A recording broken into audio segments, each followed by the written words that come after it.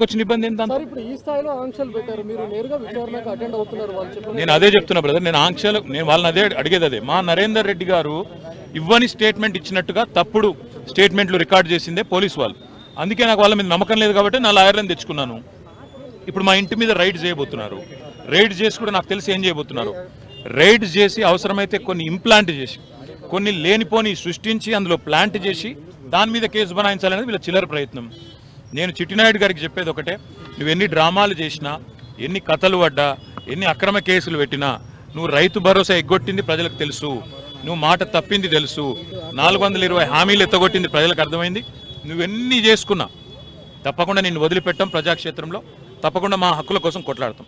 ఇవాళ నేను అడిగేది ఏంటంటే, మొన్న నరేందర్ రెడ్డికి జరిగింది, వాళ్ళ నాకు జరగదని గ్యారంటీ ఏంది? నరేందర్ రెడ్డి ఈయన స్టేట్మెంట్ ఇచ్చినట్టు, కన్ఫెషన్ ఇచ్చినట్టు, అనవసరంగా నా పేరు చెప్పినట్టు లేనిపోని పుకార్లు వీళ్ళే సృష్టించిన పోలీసు వాళ్ళు మీడియాకు లీక్లు ఇచ్చాను. ఇలా నాకు కూడా అట్లే చేస్తారనేది నా డౌట్. రెండవది ఇవాళ నేను మళ్ళీ చెప్తున్నా, నేను ఇక్కడ రాగానే నా ఇంటి మీద రేడ్ చేయాలని చెప్పి వాళ్ళు ప్లాన్ చేసుకున్నారు. తప్పకుండా నా ఇంటి మీద రేడ్ చేస్తే కూడా అన్లేమని ఇరికిచ్చి రేవంత్ రెడ్డి గారు ఇచ్చిన 2 చిట్టీలు, అవసరమైతే ఇంకో 2 ఏమైనా సృష్టించి అని ఇరికిచ్చి కావాలని బదనాం చేయాలన్న చిల్లర ప్రయత్నం వాళ్ళు చేస్తున్నారు. నా హక్కుల కోసం తప్పకుండా నేను కొట్లాడతాను. న్యాయవాదుల సమక్షంలో ఎంక్వైరీ చేయాలని కోరుతున్నా. తప్పే ఉంది. ఇంకో 5 నిమిషాలు చూసిన తర్వాత మరి పోలీసులు సహకరించకపోతే నా దారి నేను పోతాను. పోలీసు వాళ్ళు మరి లిఖితపూర్వకంగా ఏం చేయట్లేదు, కానీ వాళ్ళు ఫోన్లు వాళ్ళు ఏదో మాట్లాడుతున్నారు, పైకి రేవంత్ రెడ్డికి మాట్లాడుతున్నారో మరి ఇంకా డీజీపీకి మాట్లాడుతున్నారో ఎవరికి మాట్లాడుతారో తెలియదు. వాళ్ళు ఏం చెప్తారో దాన్ని బట్టి నా తదుపరి కార్యాచరణ. అడ్వకేట్స్ అనుమతి లేదు అనేది తప్పు. మొన్న పట్నం నరేందర్ రెడ్డి మీద ఏ కుట్ర అయితే వీళ్ళు చేసినరో, ఆయన ఈయని స్టేట్మెంట్ ఇచ్చినట్టు పోలీసు వాళ్ళు ఏదైతే దొంగ స్టేట్మెంట్ సృష్టించి ఆయనను నన్ను బద్నాం చేసే ప్రయత్నం చేసినరో అది జరగకూడదన్నదే నా తాపత్రయం. అందుకే లాయర్ ఉండాలని నేను కోరుతున్నా. లాయర్ ఉంటే వాళ్ళకి అభ్యంతరం ఏందో నాకు అర్థమైతే లేదు. ఏమైనా కానూను ఉందా, చూపెట్టు, కాగితం చూపెట్టు అంటే కాగితం చూపెడతలేదు. రాని మా ఇష్టం. ఇది ఇక్కడ భారత రాజ్యాంగం లేదు, అంబేద్కర్ రాసిన రాజ్యాంగం లేదు, అనుముల రేవంత్ రెడ్డి రాసిన రాజ్యాంగం ఉంది. మా ఇష్టం, మా జాగిర్ అంటారు, ఏం చేయాలి?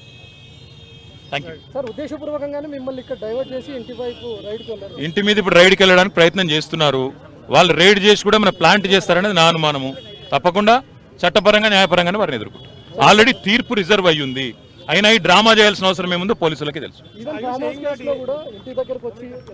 ఇంటి దగ్గరికి వచ్చి డ్రామా చేసి అక్కడ ప్లాంట్ చేసి రేవంత్ రెడ్డి ఇచ్చిన కొన్ని ఆడ పత్రాలు పెట్టి లేదా ఇంకోటి పెట్టి కేసులు పెట్టి ఇరికేయాలనేది వాళ్ళ తాపత్రయం. అన్నిటిని కూడా న్యాయపరంగా ఎదుర్కొంటాం. తప్పకుండా yes, they are going in the next 15-20 minutes.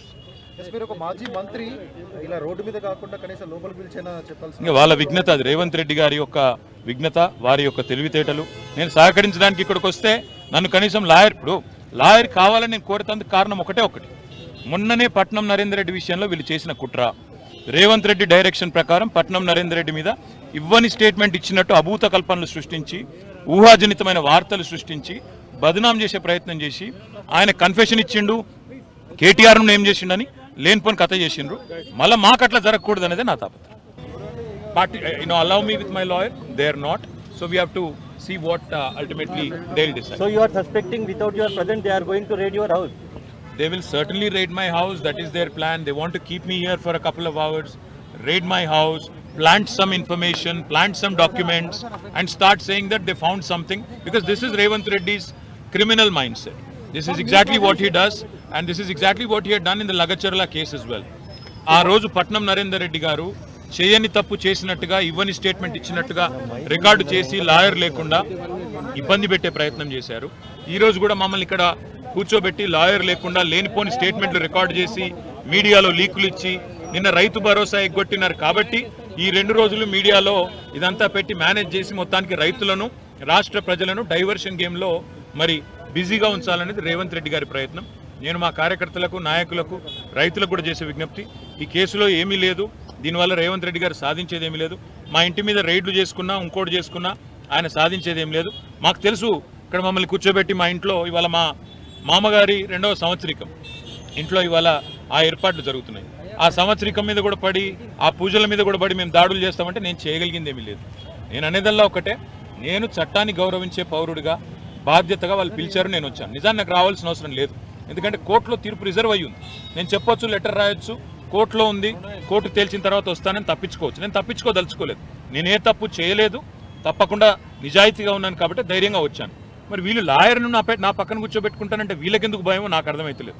నేను లాయర్ను కూడా ఎందుకు కూర్చోబెట్టుకుంటా అంటున్నా, ఒకటే ఒక కారణం, వీళ్ళు పట్నం నరేందర్ రెడ్డి విషయంలో చేసిన కుట్ర, ఆయన ఇవ్వని స్టేట్మెంట్ ఇచ్చినట్టుగా ఏదైతే రేవంత్ రెడ్డి గారి డైరెక్షన్లో నా పేరు కూడా చెప్పించి నన్ను ఇరికిచ్చే ప్రయత్నం ఏదైతే చేసినరో, ఇక్కడ నేను కూడా చెప్పందేదో చెప్పినట్టు చేసి మళ్ళా దేశమంతా టామ్ చేసి ఏందో జరిగిపోయింది ఏందో అయిపోయింది అని మీడియాలో లీకులు ఇచ్చి రైతు భరోసాను డైవర్ట్ చేసే ప్రయత్నం ఏదైతే చేస్తున్నారో అట్లా జరగద్దు. అంటే నాకు న్యాయపరమైన సపోర్ట్ ఉండాలని కోరుతున్నా.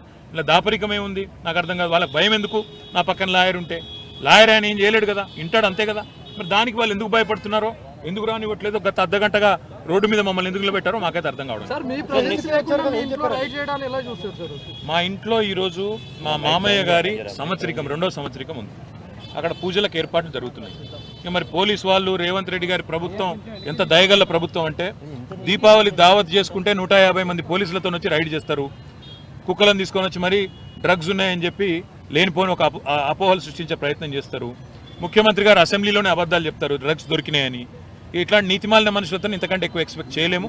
కానీ ఒకటి మాత్రం పక్కా, లాయర్ లేకుండా నేను పోతే 100% మళ్ళీ మీడియాలో అర్ధగంట తర్వాత మీరే బ్రేకింగ్లు చూస్తారు.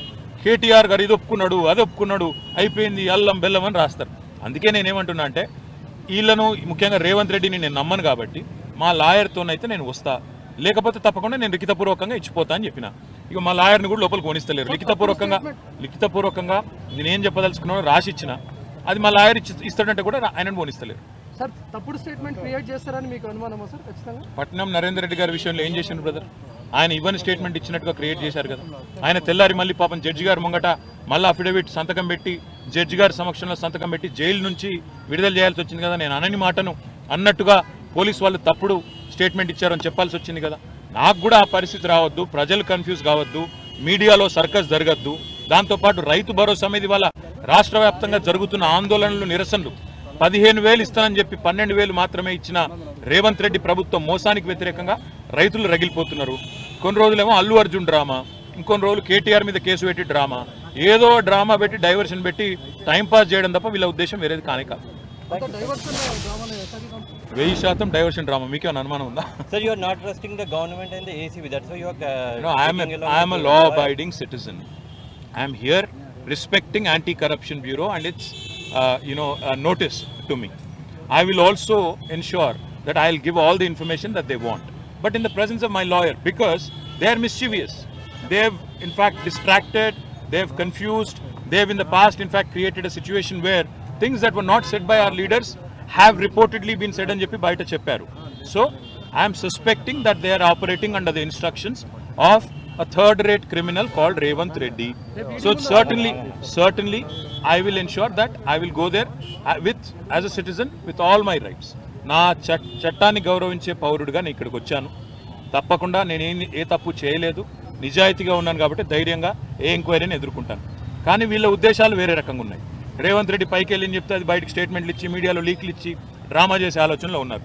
అందుకే నేను నా లాయర్ ఉంటే తప్పకుండా నా హక్కులు పరిరక్షించబడతాయి నేను అంటున్నాను, కాదు కూడదని వాళ్ళు అంటున్నారు. మరి మా లాయర్ని తీసుకొని పోతాను, ఎందుకంటే లాయర్ ఉంటే భయపడాల్సిన అవసరం అయితే వాళ్ళకి ఏం లేదు కదా. ఆల్రెడీ జడ్జి గారు తీర్పు రిజర్వ్ చేసి పెట్టున్నారు. ఈ డ్రామా ఎందుకు చేస్తున్నారో అర్ధగంట నుంచి నాకైతే అర్థమవుతుంది.